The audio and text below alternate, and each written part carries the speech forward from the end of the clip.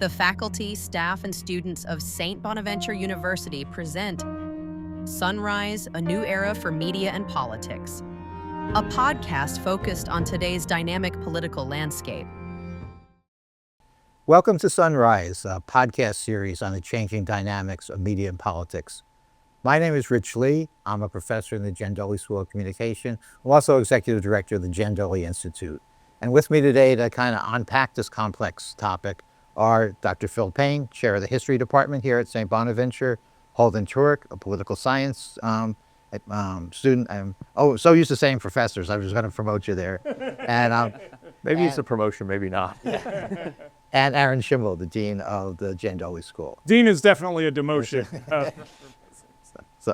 So thank you all for joining me on this day after the election. And, we're still kind of looking at the numbers from last night, but I think we can generally agree it seems to have been a good night for the Democrats. So I'd like to start out by getting everyone's impressions on what happened. So Phil, let's start out with you. What do you make of the results that we saw last night? I mean, in a couple ways, I've been thinking about this like politics. You've heard me talk about this in other contexts. Yeah. Like we're in a realignment, right? Like I think there is kind of a moment where like politics and what was meant to be a Republican and a Democrat and a conservative and a liberal, that like when we were like 20 or 25 or 30 meant one thing. I don't think it means that anymore. And I think this election is sort of demonstrating that. And the other thing is, I think you're hearing a lot of commentary about like you have the centrist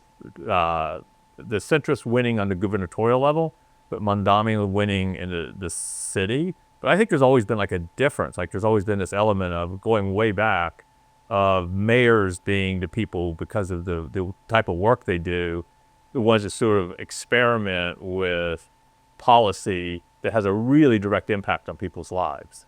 Yeah, I mean, local government is that way. So we'll see what happens in New York City. Yeah, tariffs are very abstract and distant.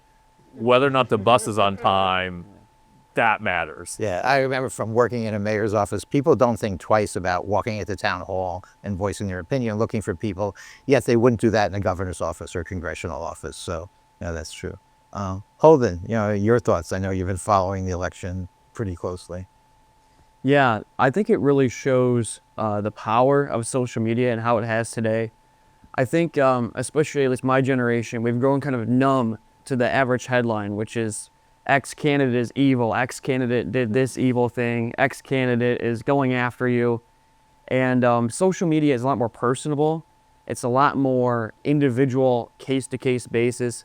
And I think that's helping not only candidates to get their actual platform out more, but it's also helping spread, because so many people are resharing, reposting things, and it's not just reading a headline, it's more like conversational with an individual person.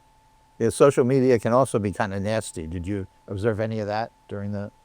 Oh yeah, there's always nasty stuff, always some nasty Twitter posts, right? And there were a lot of, personal attacks I saw.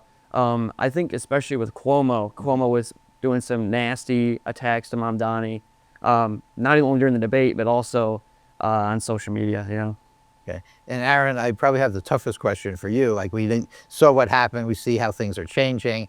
How do journalists react? How are they going to cover this changing world? Yeah, I think for journalists, the thing is to always be looking forward.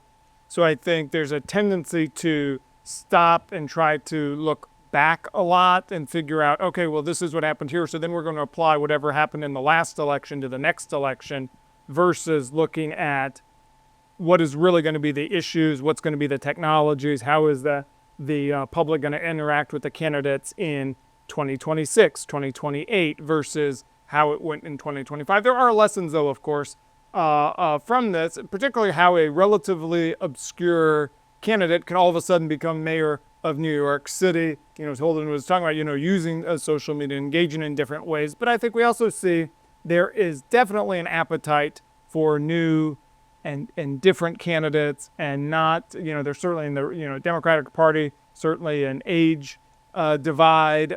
So a lot of this feeds to some of the things we've already kind of know about and have talked about. But for journalists, it's also looking, okay, what are going to be the issues? What are going to be the styles and what's going to connect with folks in the next couple of years and the next couple of elections. Yeah, good. And that kind of takes me, back to Phil about, all the changes here and how significant are they? I know from working with you in the past, a lot of times something new will happen. It seems like when there's a successful candidate and he or she tries something new and it works, there's a lot of copycats there that say this is where we have to go in the future.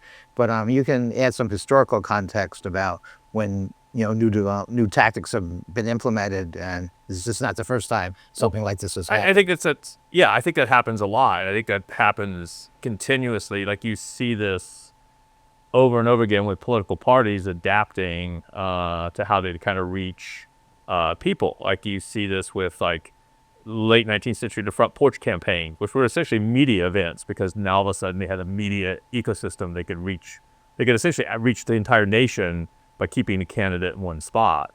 And that was made possible by like railroads and newspapers and then early film. And you see this with FDR and radio. Like one of the stories there is FDR's good at radio. Herbert Hoover was terrible at radio.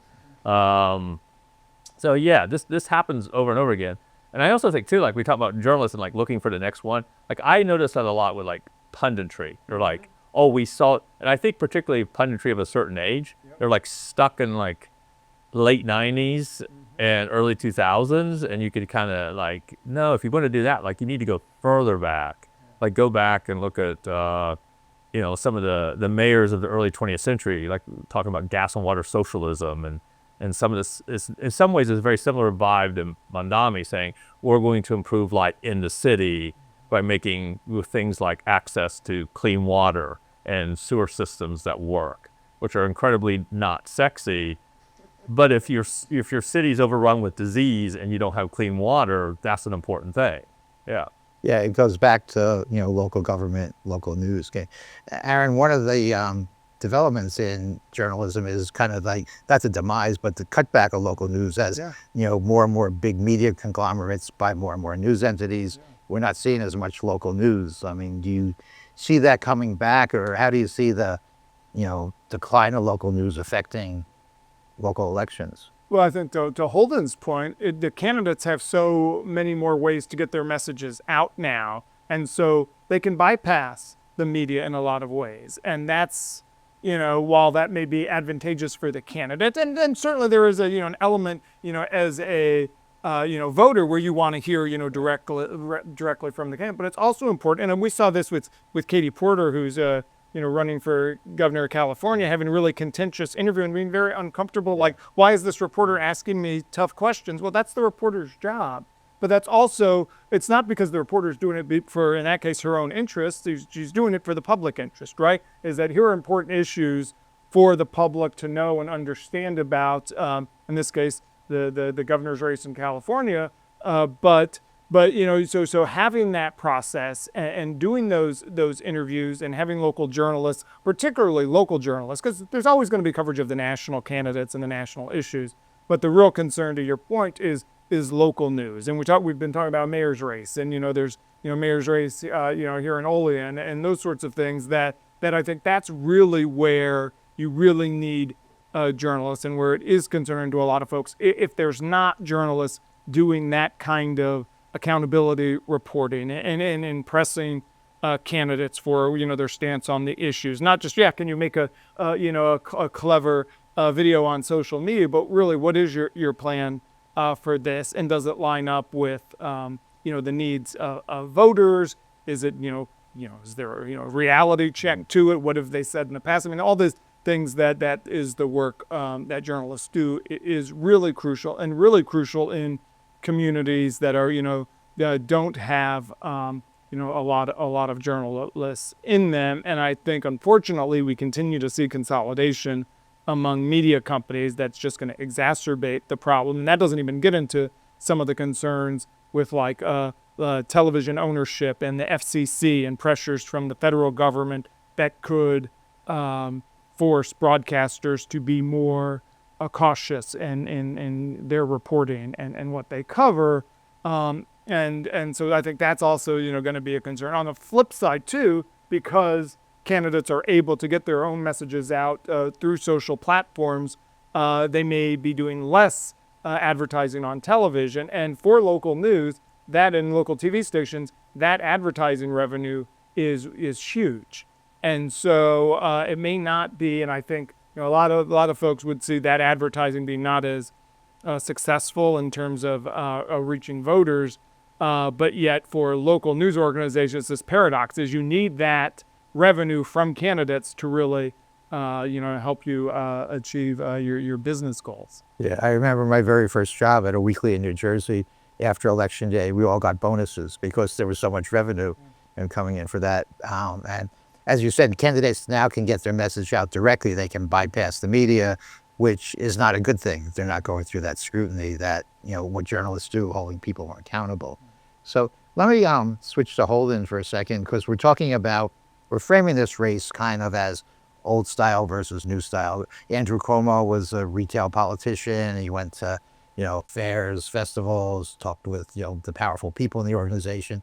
Mamdani, as you said, was really big online. As Phil said, had a lot of energy. We could go all around. But we looked in our class, and, Holden is in a class with me where we're, studying campaigns. We spent the month of October tracking what the candidates were posting on TikTok versus what Legacy Meter was reporting. And can you tell us what you found? I think you saw a pretty big difference in the two. Yeah, legacy media is keeping really that traditional idea, right? It's all politics. It's all what economic policies do they believe in? What political policies do they believe in? It's very, what you call politically straightforward, right? It's this person believes this. And you see in like TikTok, for example, which we were covering, it's a lot more, especially with Mamdani's campaign compared to Cuomo, it's a lot more personal. He's going around and he's, one video that really stuck out to me, I can still think of it, and I watched this probably maybe 2 weeks ago, is he's going around walking down streets, and he's getting rejected by people. People are like, I don't want to talk to you. And but eventually he gets people to talk to, and he talks and has a deep conversation, not even about politics, just about how are you? How's your day going? What are you worried about?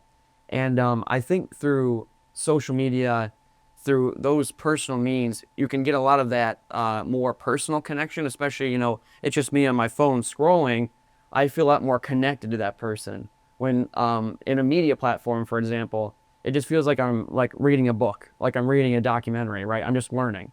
I'm not connecting. Social media has that really personal connection, I think, and that's really unique to that platform. Oh, how do you think the skills that got him elected, the tactics, the activities, are going to translate when he becomes governor? There's a difference. Mayor. Maybe he will be governor someday. Bold prediction here. Is one skill set you need to run for office and be successful. It's different when all of a sudden you're the mayor, governor, president, whatever. You think it's going to work for him, or you think he's going to have to change his approach to governing? Yeah, there's the Mario Cuomo quote. You've got, you campaign in poetry, you govern in prose. Yeah. Yeah, I really hope it does work. I mean, for the sake of the city, I hope it works, right? And I think we've seen this level of personal or personality of being able to connect with people, which is important. But we haven't really seen, obviously, his background, right? Can he lead? Can he lead a city? Can he manage a city? And I think that's yet to be seen. And that's, a lot of thing Cuomo really attacked him on, and other candidates really attacked him on, is you have no experience. You've never done this before. And I think, however, that is what Gen Z wants, is that they want people who are from the outside, people that they can relate to, this sort of anti-establishment idea. I mean, we even saw it with Trump's election, right? With Trump's election, on 2016, he ran with this idea of being anti-establishment, being against the standard politician, a different outsider, right? This outsider idea. And I think a lot of modern politicians on both sides, young politicians, are trying to keep that momentum of being young, new, and, what do you call it? Fresh blood, fresh meat, as you call it, right? A new and against the establishment, or not a part of the establishment. I think that's really the idea. Yeah. I always think it's funny that politics is the one field where not having experience is seen as a benefit. I'm not part of the Albany inside crowd or this inside crowd. I'm going to bring, as you said, that fresh blood. And his experience is in the legislative branch, which is a lot different from the executive. But before we move on to another topic, just Aaron, any thoughts on governing versus running? Yeah. Yeah, it's a different job. It's not the same thing. And there's lots of people who are great candidates, who, have compelling stories, who are engaging, but, then you meet the realities of governing. And even in New York City, I'm sure he's not going to be able to push through everything, every agenda item he wants to. And the question is, how does he respond to that, right? And then how do voters respond? Because we've seen, I think there's a widespread in this country frustration with voters, with candidates who said, well, you promised me you're going to do this and this and this and this. And then because of the realities of governing, they're not able to do the things that they promised. And then voters react negatively to that because, I voted for you because of this. You didn't do it. I'm not following politics every day, so I don't know why, the entire, great example right now in the Senate is like the filibuster. Like most Americans don't really have a sense of the filibuster and the, Senate rules and things like that. And so when you get to actual governing, and there's going to be a learning curve, right? From going from being, in a legislative body, on, statewide, but, you don't really have responsibilities for running things in that role to running the biggest city in the country. There's going to be a learning curve, and there's, always a learning curve for folks in those roles. And so for him, it's going to be, how does he, adapt to that? How does he achieve that? He's got, certainly personal gifts in terms of his energy and his charisma, and just how much of that, will transfer for him. Yeah, he certainly set the bar high in terms of expectations. And I know during the campaign, one of the criticisms of him were that, he's promising things that are impossible. Yeah. But if you look at Donald Trump, he promised he'd have a wall built and it would be paid for by Mexico. And, it didn't seem to stop him from getting elected. So, yeah. So, Phil, you want to put a cap on this topic? Yeah. With him, like I said, I guess one thing is you just see this floating around a lot. That we've been in this new Gilded Age.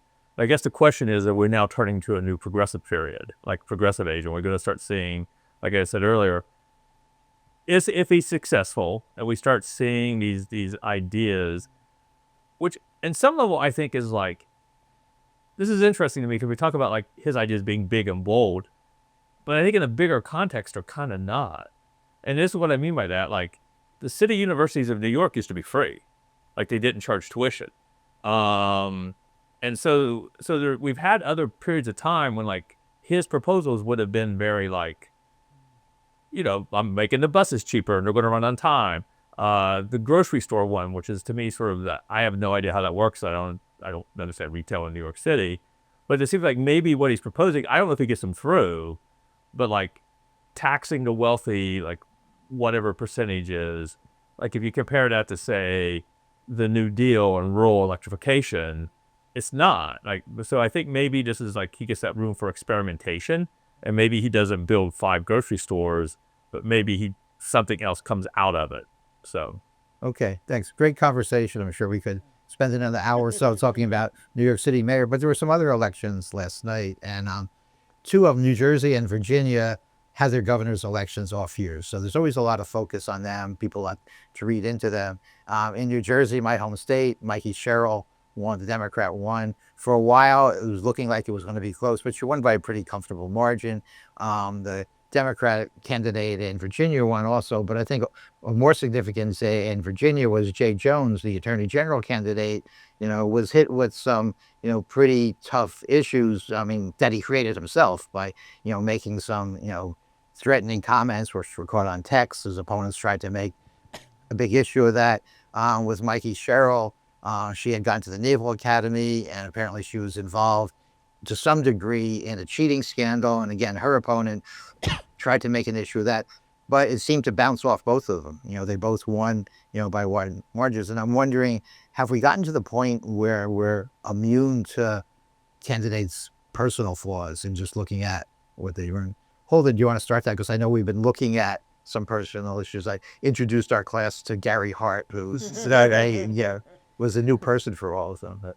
Yeah, I think we've kind of gained this desensitization I think broadly that's kind of happened where, again, going to an earlier point, like media has been, or just in general, social media and just all kinds of media has just been constant personal attacks. I remember during the 2024 election on the news or on the advertisements on the TV, they'd say, this candidate's dangerous. They're not set for our country. And I think you hear the word dangerous enough times, it kind of makes you crazy, right? Because what's really dangerous and what's not? And I think you kind of get desensitized to that. We hear like this candidate did this, or like, oh, whatever, I'm voting for my party. Or, oh, whatever, I know this policy I agree with, so I'm voting for it. And I think, yeah, that's sort of, I think that's what's happened, right? Is just we've heard it so many times. There's so many scandals. I can't even count how many there are. And it just becomes, like immune, right? We just become immune to it. Yeah, I think we're aware of all those scandals now because of social media, the way they're covered.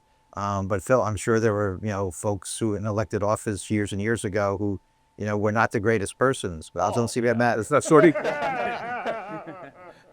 Yeah, I got like a big chunk of a book on Warren G. Harding scandals.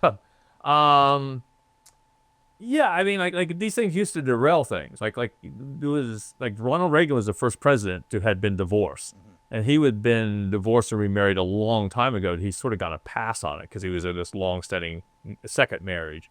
And then there's Gary Hart, like Clinton's impeachment. It wasn't that long ago that like especially these personal issues would really come back to the haunt a candidate.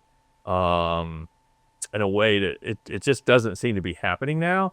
I guess the exception that pops in my head is whatever happens with Epstein, the serious Epstein files that we keep, maybe that derails something. But my guess is if those ever see the light of day, we'll have like a brouhaha, and then 2 days later we'll be moving on, because that seems to be what happens.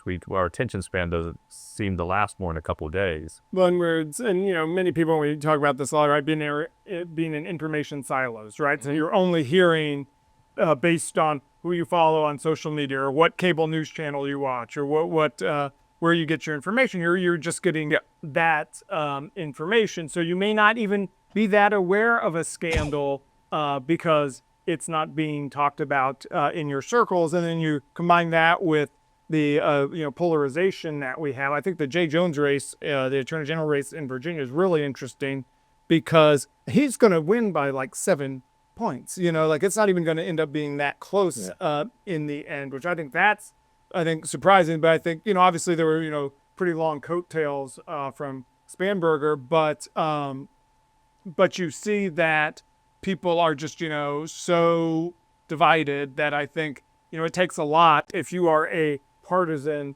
to say, I'm not going to vote for my candidate, for whatever, because no matter how awful whatever they did it is or was, I think the other side's worse, evil, whatever, to Holden's point, is so bad and dangerous that it doesn't matter. This doesn't compare. I also think that, to build on that, like we've lost some of that slow burn components of it. You think about Watergate or heck, the Harding scandals or any of those. There's just like slow build up, and then at some point journalism keeps getting deeper and deeper, right? But on the other hand, Congress kicks in. Like and Congress just doesn't, at least in the very recent years, doesn't seem to have much of an appetite for like digging into these scandals, and in part because I think it's that erosion of the sense of it's that partisanship, right? Congress seems to lack that sense of independent institution as a Congress, regardless of party, so that if a president steps on congressional or legislative prerogatives in the past, Congress would have pushed back, irregardless of party. It would have been like, no, you can't do that because that's Congress's job or whatever. Yeah. And of course, the class example is Barry Goldwater going to Nixon. Yeah, oh yeah. And, it's like you're done. You couldn't imagine a Republican senator, almost any one of them, going and doing the same thing today. Yeah, I don't think it would happen. Like, and you could see this. There's other examples, like FDR when he had his court packing scheme, and it was actually Democrats who said, no, this is our job, not your job. Yeah. Yeah. Aaron, I want to get back to what journalists do now. How do you balance what you cover when these personal issues arise And, those are the stories that are going to get the clicks. Those are the ones that are going to bring in the revenue, versus covering policy and what's really important to help voters make up their mind and choose the best candidate. Yeah, I mean, it's a tough balance, right? Because ultimately, right, the point of elections is to put people in positions that can make decisions that are going to affect our lives. So on one hand, the issues do matter, right? And that's really important. And I think the question for all of us, for voters, across the country is, does your personal conduct matter? And to what degree does it matter? And for journalists, it's, you can't ignore stories like that. And I think, some of them, I mean, the Jay Jones ones is pretty awful. Yeah.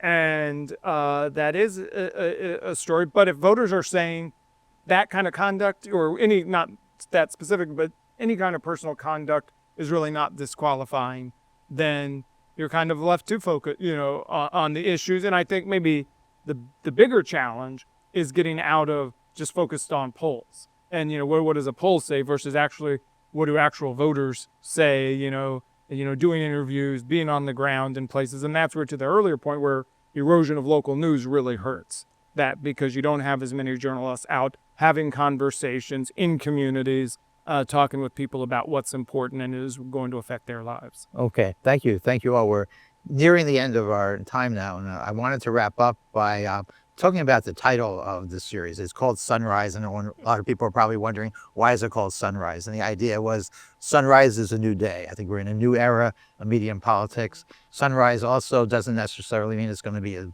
good day, a bad day. So I'm going to ask you all to put on your meteorologist hats and in a word or two, if you had to describe the forecast for the future of media and politics, what would it be? So Phil, you're on the hot spot first. I was going to go with fog. I want to switch to turbulence. I think we're just, it's to your point, like it's just constantly, we're talking about this now. I don't know what we're talking about next week. Yeah. And then, we're going to have just new mediums, maybe not next week, but this TikTok, wasn't that long ago that TikTok showed up, and we'll see what's the Sora, the ChatGPT's competitor. We'll see what it does. Okay, hold on. I was thinking like an earthquake, but then I realized that wasn't really weather. It may be accurate though. Yeah. But I'll have to go with like a really windy day with like some clouds coming by. And every cloud is like this new thing that's showing up or happening. And it happens so fast. Like I can't keep track of what's going on. You can keep scrolling, but you can't see it all, Okay. Aaron. And so I don't know if you know this, so back in my earlier career, You were? I was a storm chaser. So I would say definitely stormy. But what's interesting about storms, particularly in Texas, is you might get bright sunshine. And so I think today Democrats are feeling, very sunny and optimistic. But that doesn't mean in, a few minutes, or in this case, a few weeks or days or months, there's not going to be storm clouds. There's not going to be, a lightning bolt or something that really changes the dynamic. So I think we are very much in a stormy period. And I think we should all expect, journalists covering it, as well as voters, that things are going to be changing a lot. And it's not going to be just, a nice, calm period. Yeah, I was almost going to go with stormy, but I decided to go with cloudy because things are uncertain. Yeah. So we'll see. But Lee, we're out of time. So Phil Payne, Holden Turek, Aaron Schimble, thanks for joining me today. My name is Rich Lee. You've been watching Sunrise, a podcast series on the changing dynamics of media and politics. We'll be back again next week. You can view the podcast on the Jandoli Institute website at jandoli.net. Thanks everyone for watching, and we hope you see you next time.